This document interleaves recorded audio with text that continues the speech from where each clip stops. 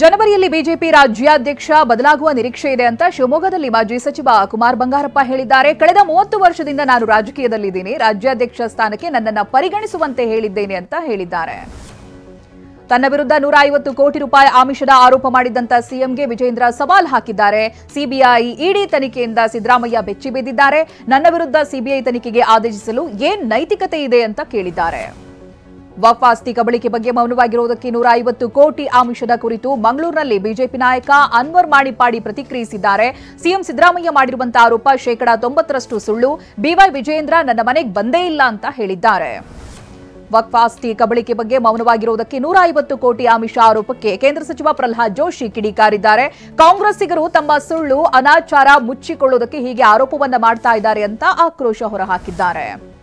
ಲಜ್ಜೆಗೆಟ್ಟ ಸರ್ಕಾರ ಅಧಿವೇಶನದ ಸಮಯ ವ್ಯರ್ಥ ಮಾಡ್ತಾ ಇದೆ ಅಂತ ಬಿಜೆಪಿ ರಾಜ್ಯಾಧ್ಯಕ್ಷ ಬಿವೈ ವಿಜೇಂದ್ರ ಬೇಸರ ಹೊರಹಾಕಿದ್ದಾರೆ. ಜ್ವಲಂತ ಸಮಸ್ಯೆಗಳ ಬಗ್ಗೆ ಚರ್ಚಿಸೋದಕ್ಕೆ ಕಾಂಗ್ರೆಸ್ ರೆಡಿ ಇಲ್ಲ ಅಂತ ಕಿಡಿಕಾರಿದ್ದಾರೆ. ದಾವಣಗೆರೆಯಲ್ಲಿ ವಿಜೇಂದ್ರ ಬಣದಿಂದ ಹಮ್ಮಿಕೊಂಡಿದ್ದ ಸಮಾವೇಶಕ್ಕೆ ಬ್ರೇಕ್ ಬಿದ್ದಿದೆ.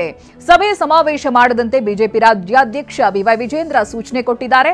ಬಿಜೆಪಿಯಲ್ಲಿ ಬಣ ರಾಜಕೀಯಕ್ಕೆ ಅವಕಾಶ ಇಲ್ಲವೇ ಇಲ್ಲ ಅಂತ ಟ್ವಿಟರ್ ಮೂಲಕ ಸಂದೇಶ ಸಾರಿದ್ದಾರೆ. ಬಿಜೆಪಿ ರಾಜ್ಯಾಧ್ಯಕ್ಷ ವಿಜೇಂದ್ರ ಬಣದ ನಾಯಕರು ದೇವರ ಮೊರೆ ಹೋಗಿದ್ದಾರೆ. ದಾವಣಗೆರೆಯ ದುರ್ಗಾಂಬಿಕಾ ದೇವಿ ದೇಗುಲದಲ್ಲಿ ವಿಶೇಷ ಪೂಜೆಯನ್ನ ನಡೆಸಲಾಗಿದೆ. ಮಾಜಿ ಶಾಸಕರಾದ ಎಂಪಿ ರೇಣುಕಾಚಾರ್ಯ, ಹರತಾಳು ಹಾಲಪ್ಪ ಮತ್ತೆ ಕಟಾ ಸುಬ್ರಹ್ಮಣ್ಯ ನಾಯ್ಡು ಸೇರಿ ಹಲವರು ಭಾಗಿಯಾಗಿದ್ರು. ನಾವು ಯಾವುದೇ ಶಕ್ತಿ ಪ್ರದರ್ಶನ ಮಾಡ್ತಾ ಇಲ್ಲ, ಪಕ್ಷದ ಸಂಘಟನೆಗಾಗಿ ಸಭೆ ಮಾಡ್ತಾ ಇದ್ದೀವಿ ಅಂತ ರೇಣುಕಾಚಾರ್ಯ ಸ್ಪಷ್ಟನೆ ಕೊಟ್ಟಿದ್ದಾರೆ. ಬಿಜೆಪಿಗೆ 150 ಸ್ಥಾನ ಬರಬೇಕು ಅನ್ನೋದೇ ನಮ್ಮ ಉದ್ದೇಶ ಅಂತ ಹೇಳಿಕೆ ಕೊಟ್ಟಿದ್ದಾರೆ.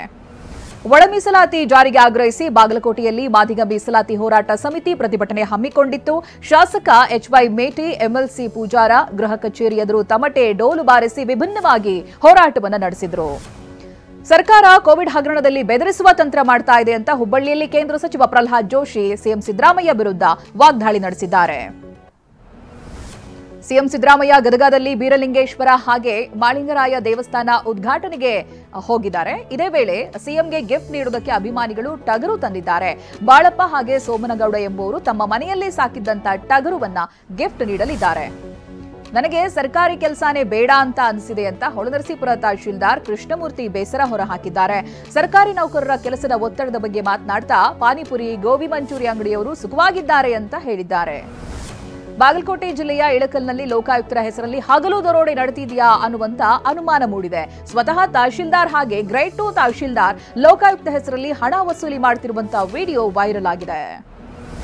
ಹಳೆ ಹುಬ್ಬಳ್ಳಿ ಠಾಣೆ ಇನ್ಸ್ಪೆಕ್ಟರ್ ಸುರೇಶ್ ಯಳ್ಳೂರು ವಿರುದ್ಧ ಲೈಂಗಿಕ ಕಿರುಕುಳ ಆರೋಪ ಕೇಳಿಬಂದಿದೆ. ಮಹಿಳಾ ಕಾನ್ಸ್ಟೇಬಲ್ಗೆ ರಾತ್ರಿ ಆದ್ರೆ ಸಾಕು ವಿಡಿಯೋ ಕಾಲ್ ಅನ್ನ ಮಾಡಿ ಕಿರುಕುಳ ಕೊಡ್ತಿದ್ದಾರಂತೆ ಅಂತ ಸಂತ್ರಸ್ತೆ ಆರೋಪವನ್ನ ಮಾಡಿದ್ದಾರೆ.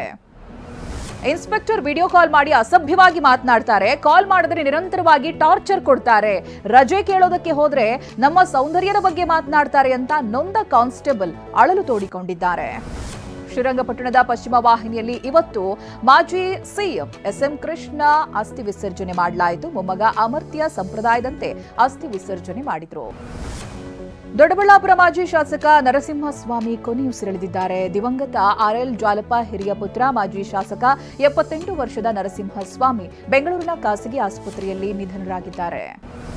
ದೆಹಲಿಯ ಮೇಜರ್ ಧ್ಯಾನ್ ಚಂದ್ ರಾಷ್ಟ್ರೀಯ ಸ್ಟೇಡಿಯಂನಲ್ಲಿ ಲೋಕಸಭೆ ಹಾಗೆ ರಾಜ್ಯಸಭೆ ಸದಸ್ಯ ಕ್ರಿಕೆಟ್ ಪಂದ್ಯ ನಡೀತಾ ಇದೆ. ಲೋಕಸಭೆಯ ಸಂಸದರ ತಂಡ ಹಾಗೆ ರಾಜ್ಯಸಭೆಯ ಸಂಸದರ ತಂಡದ ನಡುವೆ ಸ್ನೇಹಪೂರ್ವಕ ಪಂದ್ಯ ನಡೀತಾ ಇದೆ. ಸಂಬಾಲ್ನ ದೀಪ ಸರಾಯಿಯಲ್ಲಿ 46 ವರ್ಷಗಳ ಬಳಿಕ ಶಿವ ಹಾಗೂ ಹನುಮಂತನಿರುವ ದೇವಾಲಯದ ಬಾಗಿಲು ತೆರೆಯಲಾಗಿದ್ದು ಆರತಿ ನೆರವೇರಿದೆ. ಈ ಪ್ರದೇಶದಲ್ಲಿ ವಿದ್ಯುತ್ ಕಳ್ಳತನವನ್ನ ಹಿಡಿಯೋದಕ್ಕೆ ಆಡಳಿತ ತಂಡ ತೆರಳಿದ್ದು ಈ ವೇಳೆ ಈ ದೇವಸ್ಥಾನ ಪತ್ತೆಯಾಗಿದೆ.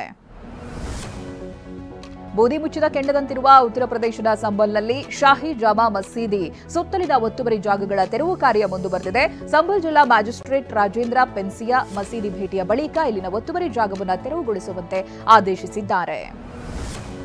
ಡಾಕ್ಟರ್ ಧನ್ಯದಾರನ್ನ ವರಿಸುತ್ತಿರುವ ಆಕ್ಟರ್ ಡಾಲಿ ಧನಂಜಯ್ ತಮ್ಮ ಮದುವೆಯ ಲಗ್ನ ಪತ್ರಿಕೆಯನ್ನ ಹಂಚಿಕೊಂಡಿದ್ದಾರೆ. ಸಿಎಂ ಸಿದ್ದರಾಮಯ್ಯನವರಿಗೂ ಆಮಂತ್ರಣವನ್ನು ನೀಡಿದ್ದಾರೆ. ಫೆಬ್ರವರಿ 15 ಮತ್ತು 16ರಂದು ಮೈಸೂರಿನ ವಸ್ತು ಪ್ರದರ್ಶನ ಮೈದಾನದಲ್ಲಿ ವಿವಾಹ ನಡೆಯಲಿದೆ.